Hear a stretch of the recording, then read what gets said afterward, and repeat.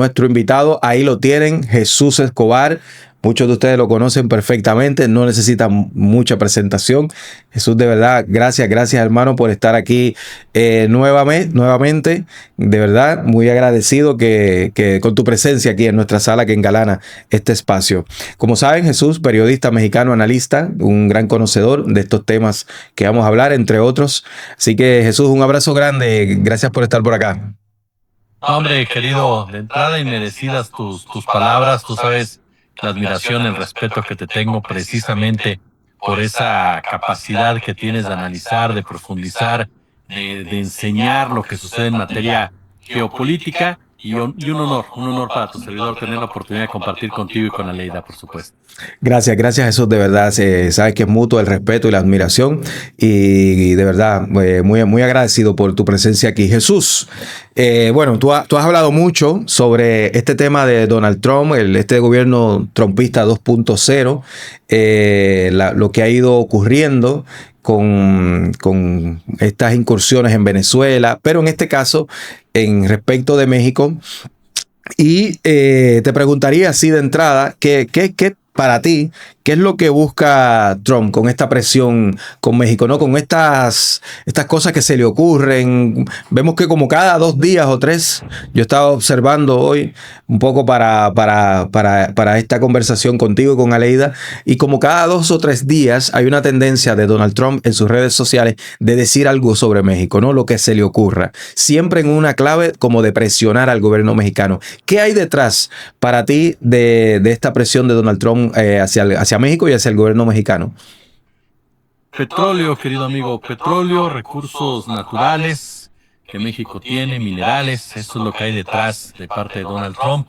Quebrar la política industrial de nuestro país para que sus empresas, para que sus grupos oligárquicos sean los que tengan el control de áreas incluso sensibles, poder seguir operando la violencia como lo hicieron durante muchos años en el régimen particularmente de Felipe Calderón Hinojosa, y mandar un mensaje en el marco de que ningún gobierno se puede salir del huacal, como decimos acá en México. Y esto tiene mucho que ver por lo que es hoy por hoy Estados Unidos. Tú y yo lo hemos platicado en otras oportunidades. Una corporación armada, yo le agrego supremacista, que se comporta de esta forma sin ningún tipo de empacho y, como lo ha comentado el querido César Pineda, con la intención total de convertirse en una dictadura mundial, ya con una dominación desnuda. ¿Por qué César considera o habla de una dominación desnuda? Bueno, porque ya no se callan, o sea, ya no se callan. Ellos ya abiertamente dicen es por el petróleo, es por los recursos naturales y es por nuestra propia, de una forma u otra, sobrevivencia hegemónica. Entonces la realidad es que no es un asunto de drogas, la realidad de las cosas es que ese es solamente un pretexto injerencista de Estados Unidos. Para mí el gran narcoimperio es Estados Unidos, los que se han formado a través precisamente, los que han utilizado la producción, la venta, la distribución de drogas como una forma de control social al interior de su propio territorio y como un método de injerencismo fuera del mismo, que copiaron perfectamente la llamada guerra del opio de Inglaterra y la aplicaron posteriormente cuando ya tomaron el control después de la Segunda Guerra Mundial. Incluso hay ejemplos tangibles, investigaciones periodísticas como las de Gary Webb, por ejemplo, y otros, el maestro Manuel Buendía, que confirmaron en su época el vínculo de la CIA con los grupos criminales, la formación de estos grupos criminales de la mano norteamericana. Hay 2 libros maravillosos del querido Osvaldo Zavala, uno de ellos titulado Los cárteles no existen, en donde Osvaldo precisamente destruye estos conceptos del cártel, estos conceptos del capo, porque a final de cuentas la creación de la figura del capo a Estados Unidos le ha servido para justificarlo todo, absolutamente todo, y para que la discusión no se vaya más arriba en el sentido del sistema bancario, en el sentido del sistema armamentístico. Yo siempre he dicho algo, querido: si Estados Unidos realmente quisiera atacar al crimen organizado, si realmente Estados Unidos no fuera el crimen organizado, hubiera empezado en su propio territorio, hubiera cerrado sus aduanas, por ejemplo, hubiera combatido la corrupción en su ejército, hubiera combatido a los cárteles locales que tiene y que operan de manera impune vestidos o disfrazados a través de clubes de motociclistas, hubiera combatido los grandes sembradíos de droga que operan en diferentes regiones, hubiera combatido a las verdaderas industrias del crimen organizado, desde la farmacéutica, la gran creadora de los mercados de adictos, la armamentística, la que se dedica a armar a una población civil con grandes resultados, y el tema del sistema financiero que lava miles y miles y miles y miles de millones de dólares en un hecho, bueno, que hay que decirlo, y no es una opinión, es un dato que dio la ONU en el 2008, el dinero que ayudó a Estados Unidos a superar la crisis inmobiliaria, pues fue el dinero del dinero de la droga, y pasó algo muy particular. Mira, eso se da durante la etapa también de Barack Obama, que fue el gran responsable del Rápido y Furioso en México, en donde nos dijeron, ups, se perdieron las armas que tratamos de utilizar para rastrear a los narcos, y que además le dedicó un libro a Felipe Calderón en donde le agradece lo que fue su etapa con Estados Unidos. Caray, cuando en México se criminalizó la pobreza, cuando en México se estigmatizó al pueblo, cuando en México se masacró a ciudadanos inocentes, cuando los cárteles de la droga hicieron y deshicieron como brazos ejecutores de intereses políticos, militares y económicos, Barack le agradece al personaje que encabezó todo eso en nuestro país. Si lo ligamos con que los bancos salvaron a la economía norteamericana con el lavado en el mismo periodo de gobierno, pues caray, en México tenemos una frase, ¿no? Hace como pato, camina como pato y come como pato. Entonces, en realidad, yo te diría que a Estados Unidos no le interesa, por supuesto, el combate a las drogas. Hay una frase también del libro La parábola de Pablo que me encanta y que señala que en Estados Unidos lo que importa es detener al narco, no el narco, porque el narcotráfico es lo que le da de comer a muchísimas personas y le permite a Estados Unidos meterse hasta la cocina, como sucedió ahora en contra de Nicolás Maduro, que fue secuestrado. Jesús, te preguntaría luego de esa respuesta tan abarcadora, ¿no? Y tan clara y contundente respecto, ¿no? De eso esa hipocresía, ¿no? Que siempre acompaña a estas cosas que hacen las grandes potencias, en este caso Estados Unidos. Yendo más hacia la figura de Donald Trump y un poco viéndolo desde la perspectiva de este clima de derechización y de crecimiento de las ultraderechas en muchos de nuestros países, se podría decir que Donald Trump es un actor relevante dentro de México. Es decir, estas acusaciones, este golpeteo, estos ataques que él hace, ¿tienen algún tipo de incidencia real en términos del escenario político mexicano actualmente? Mira, Donald Trump es sin duda un personaje que incide en la política mexicana por los vínculos entre ambas naciones en el ámbito comercial, en el ámbito político, en el ámbito geográfico, en el ámbito militar, securitario. Es un personaje que sirve para legitimar, para normalizar ciertos discursos que después son utilizados como banderas por la oposición en nuestro país, una oposición totalmente traidora a la patria, una oposición que durante muchas décadas ha recibido y jugado bajo las órdenes de la Unión Americana, tanto en el espectro político como en el espectro mediático. Es un personaje, Donald Trump, que sabe presionar definitivamente al gobierno mexicano, y el gobierno mexicano ha encontrado hasta ahora una manera excepcional para quitárselo de encima momentáneamente, pero no definitiva. Incluso yo estoy convencido, querido amigo, que la agresión a México, el ataque a México, tarde que temprano se va a dar. La pregunta tendría que ser ¿cuándo?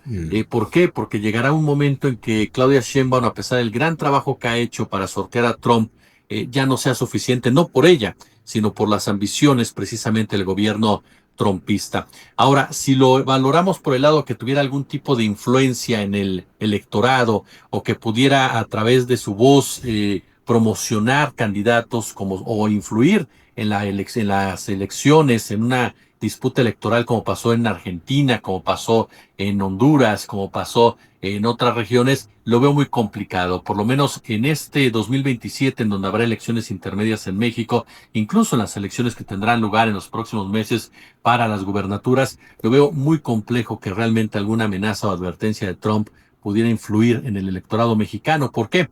Porque en México el mexicano no quiere a Trump, es el presidente. Fíjate, históricamente nosotros siempre hemos tenido un repudio, digámoslo así, hacia los presidentes norteamericanos. Me refiero a la sociedad, al pueblo como tal. Ya las élites son otra cosa, pero el pueblo como tal siempre ha tenido un desprecio muy particular hacia el presidente que comanda Estados Unidos, unos más, otros menos, unos más aceptables que otros, pero Trump hoy por hoy es el presidente más repudiado de México, es el presidente más repudiado por la sociedad mexicana. Sí, hay un sector, sin duda, que son millones, porque somos más de 100 millones en México, hay un sector que lo ve bien y le aplaude, como sucede en otras naciones de América Latina, pero la gran mayoría realmente no quiere a Donald Trump. Entonces, cualquier postura que Donald Trump esgrima, pues va a ser rechazada de manera natural, porque además hay una conciencia en un sector importante de la población mexicana de que Estados Unidos no quiere tu bienestar. Por más que te lo repitan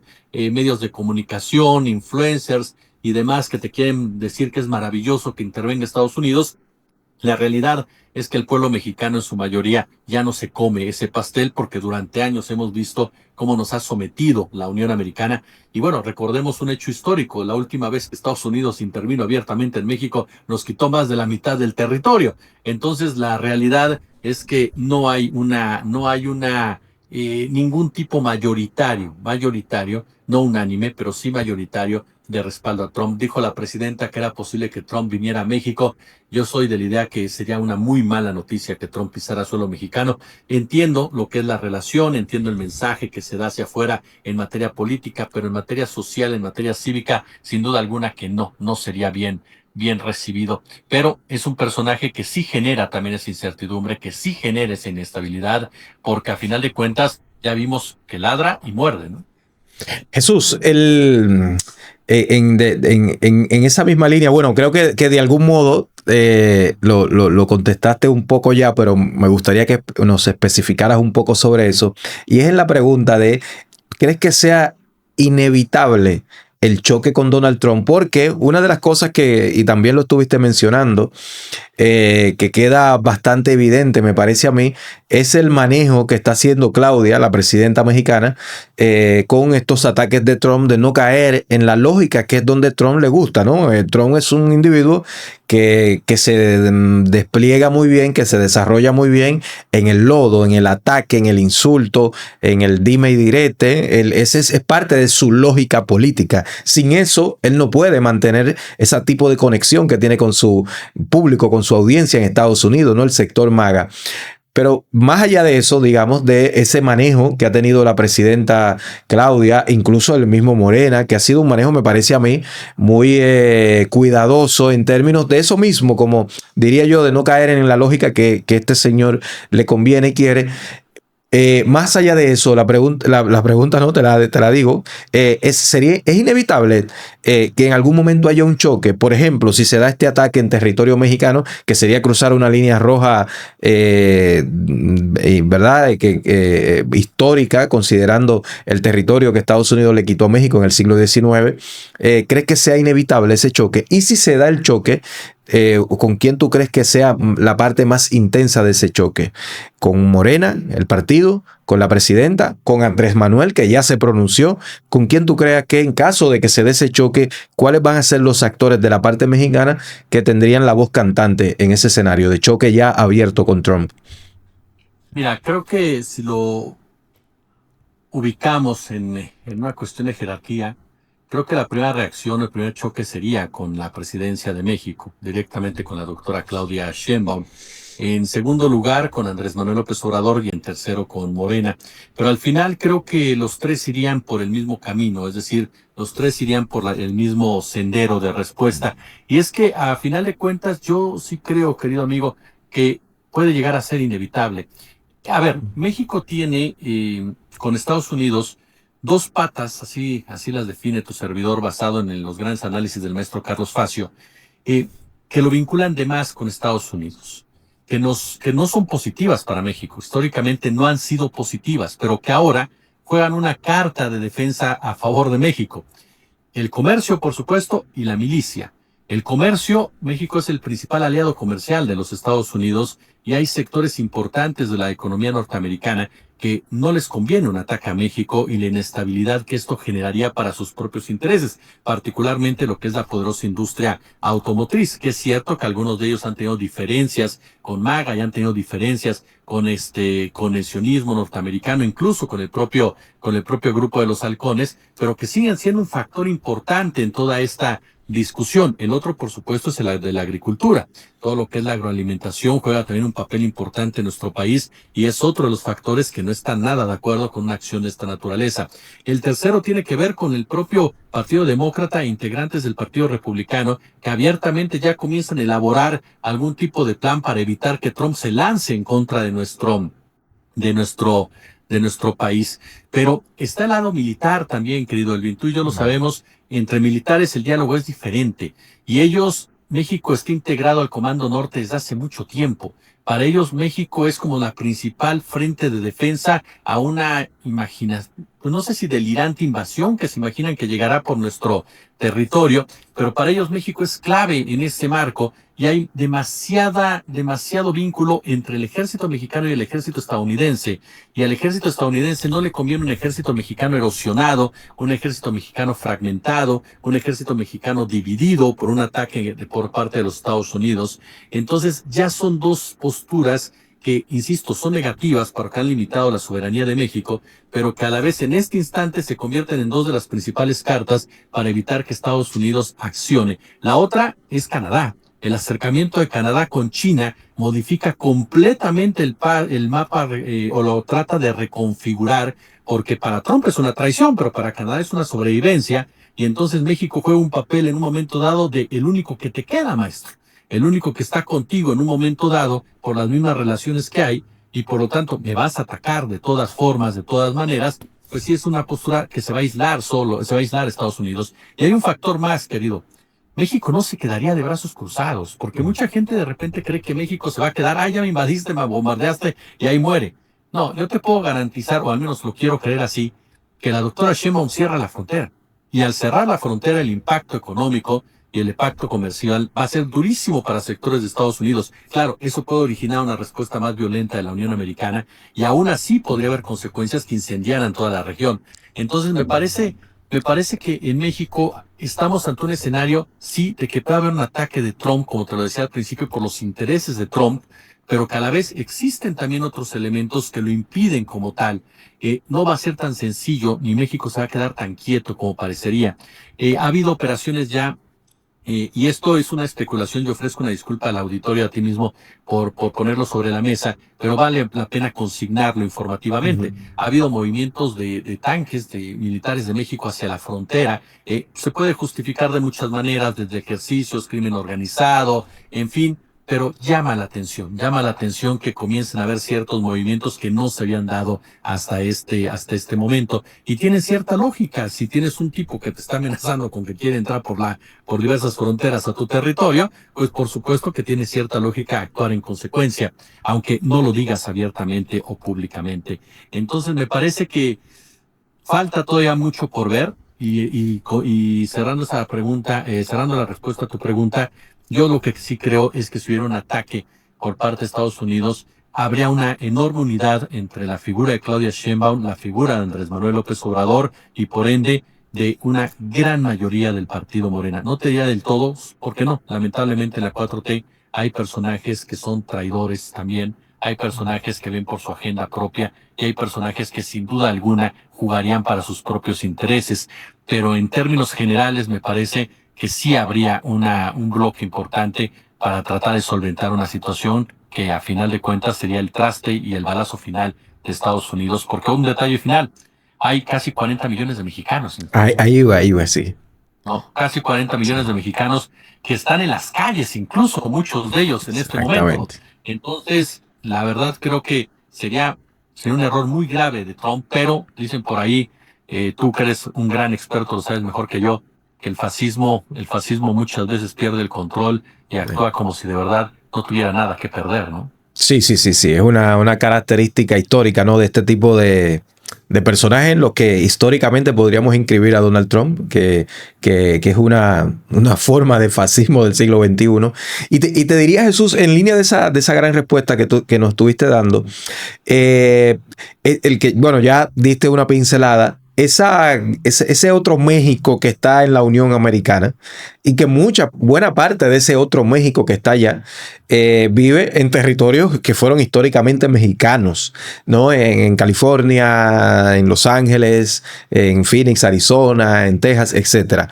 Que digamos, en un escenario de un choque, de una confrontación ya frontal entre el gobierno mexicano y el gobierno de Donald Trump, que a mí también, si bien, claro, digamos, en Estados Unidos a veces es difícil distinguir en muchas cosas de demócratas y republicanos, pero yo creo que hay que especificar, es un criterio que tengo, que lo que estamos viendo, estas agresiones, es algo muy del grupo de Donald Trump, sea por las formas o por lo que sea, pero la realidad es que no tiene un consenso dentro de Estados Unidos para muchas cosas de lo que él está haciendo, entre otras con este golpeteo a México. Pero te diría en esa línea, ese otro México que está en Estados Unidos, ¿cómo tú crees que actuaría? ¿Qué rol podría jugar en un escenario de un choque ya frontal donde se pueda ver un cierre de fronteras, donde pueda pasar que se rompa este vínculo militar que tú muy bien nos describías? ¿Qué haría ese otro México? ¿Qué tú crees que haría en un escenario de un choque como ese? Fíjate que el tema también es que no se puede desvincular de lo que pasa en Estados Unidos. Es decir, además de un enfrentamiento con México, ese México que está ahí en Estados Unidos está sufriendo la violencia del trumpismo ya desde este instante, las persecuciones en contra de los migrantes, la brutalidad en contra de todo aquel que vean moreno de bigote y que se apellide Rodríguez, y ya no importa, incluso si eres nacido en la Unión Americana, no importa que tengas tus papeles en regla, te ven, van por ti, te pueden someter, te meten en una mazmorra y ya después averiguamos si eres o no eres, pero mientras yo tengo un tratamiento de criminal, de delincuente como tal. La indignación, la ira, el coraje que ahora vemos en Minneapolis tras el asesinato de René, que ha sido una marca total de este trumpismo, comienza también a canalizarse de una forma cada vez más organizada y por ello cada vez más intensa. He estado platicando mucho en los últimos días con diferentes analistas que se encuentran en Estados Unidos y que trabajan cerca de los migrantes, que trabajan cerca de las comunidades mexicoamericanas, de la comunidad chicana, y todos ellos afirman que este tipo de ataques de Donald Trump han producido en estos sectores una especie de sentimiento nuevamente de identidad mexicana, una identidad en donde ellos recuperan precisamente lo que son, y muchos de los que nacieron ya en Estados Unidos, hay algunos de primera, segunda, hasta tercera generación, dirían por ahí, pero que se sienten parte de México, y que este tipo de acción de Estados Unidos por lo menos originaría protestas, y protestas cada vez más masivas, y protestas cada día más agresivas, y protestas, me atrevería a decirlo, que llevarían incluso a una radicalización que podría derivar ya en un caso extremo hasta en enfrentamientos armados. ¿Por qué razón? Porque cuando tú te das cuenta que ya no hay un límite, cuando tú te das cuenta que ya no tienes nada que perder y que estás siendo víctima de una violencia de esta naturaleza, de un racismo de esta naturaleza, de un clasismo, incluso en algunos puntos, llega un momento en el cual tienes que tomar decisiones para tu propia sobrevivencia, porque a final de cuentas, agredir a un país como el nuestro, agredir una cultura como la que tienes insertada en tu propio territorio, te convierte en enemigo. Y tú, hoy por hoy, como ciudadano, eres el enemigo del gobierno de Donald Trump. El gobierno de Donald Trump ve al latino, ve al México americano, ve simplemente al que no piensa como ellos, como el enemigo que hay que destruir de una forma u otra, o al enemigo que hay que someter de una forma u otra. Entonces, esos dos conflictos se van a juntar en ese marco, desde mi punto de vista, y originarían precisamente una inestabilidad social en Estados Unidos que difícilmente podría que podría sofocar el propio Donald Trump, a menos que llevara a cabo acciones todavía mucho más represivas que generarían una escalada nuevamente, que generarían una imitación, que generarían un contagio en otras regiones, que involucrarían ya a otras comunidades y que por lo mismo comenzaría una erosión literal de la sociedad norteamericana. Yo veo de ese tamaño la trascendencia del pueblo mexicano en los Estados Unidos. Por supuesto que siempre cabrá la posibilidad de que al final de cuentas pase lo que en los 60s o en los 70s, cuando la bota militar aplastó las protestas en Estados Unidos por parte de diversas comunidades, pero me parece que hoy estamos en un escenario en donde la gente, sobre todo esa sociedad anglosajona en la Unión Americana, ha comenzado a despertar y se ha dado cuenta que la guerra no es solamente contra aquellos que pensaban que eran diferentes, sino que la guerra es en contra de todos ellos y de todas ellas, y que por lo mismo tienen que salir también a defenderse, y la defensa es la alianza y la unidad con otros sectores que están siendo marginados, que están siendo agredidos, que están siendo violentados. Y en ese marco, el nacionalismo va a jugar un papel importante. Por lo tanto, yo sí creo que un ataque a México detonaría en manifestaciones, en marchas y en otro tipo de acciones que podrían llevar a una inestabilidad social grande en la Unión Americana, ¿no?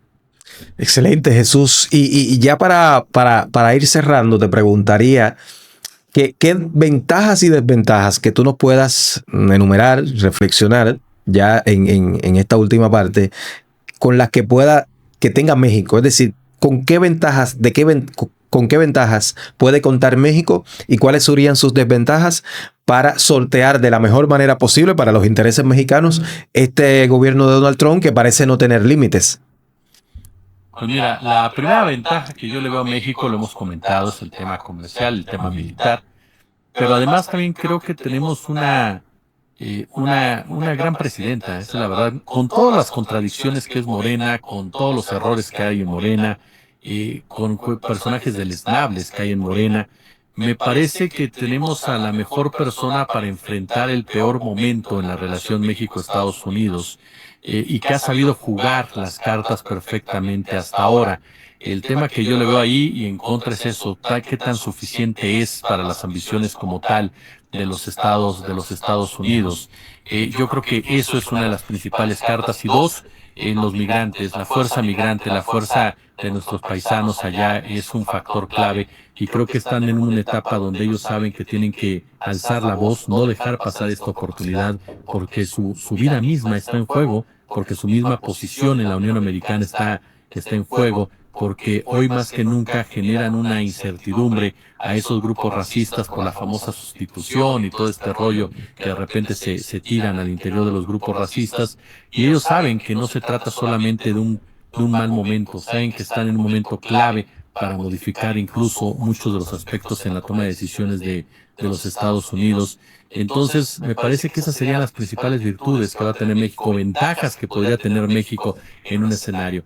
Los principales defectos que podría, o más bien dicho, puntos vulnerables que podría tener nuestro país, es no actuar de manera adecuada en un momento dado, no entender el timing de la misma relación con Donald Trump, o no tener un plan de reacción inmediata. Y sobre todo me parece que hay un factor que México tiene que empezar a analizar. Entiendo muy bien todo el asunto comercial, y los tiempos comerciales y lo complicado que es alejarte de los Estados Unidos en este momento, pero México tiene que saber jugar también en geoeconomía, y en ese sentido me parece que no debe alejarse de China, no debe pelearse con China, debe saber jugar muy bien sus cartas con China en un escenario en donde no te va a rescatar China, no se trata de eso, pero sí se trata de que sepas mantener ciertas alianzas que te permitan precisamente no aislarte, como terminará aislado si sigue como va el propio Estados Unidos. Me da la impresión de que el gobierno no ha entendido con esta alianza con Brasil. Y el último punto que tristemente hay que reconocer, porque históricamente nos ha pasado en México y ha sido nuestra principal debilidad frente a los problemas externos, se llama la traición. Se llama a los traidores, se llaman los traidores a la patria, se llaman a aquellos que juegan a su favor y que no tienen ningún atisbo de ética y que son capaces de abrir cualquier puerta con tal de mantener sus privilegios. Bueno, Jesús, gracias por haber acá. No te digo, querido. Ahora sí. Gracias por tu participación, Jesús, por estar aquí. De verdad ha sido un privilegio. Con ese análisis tenemos algunas, los voy a leer rápido porque ya Venga. tenemos que ir con Aleida. Hay algunos saludos ahí, Jesús, que te manda la gente a esta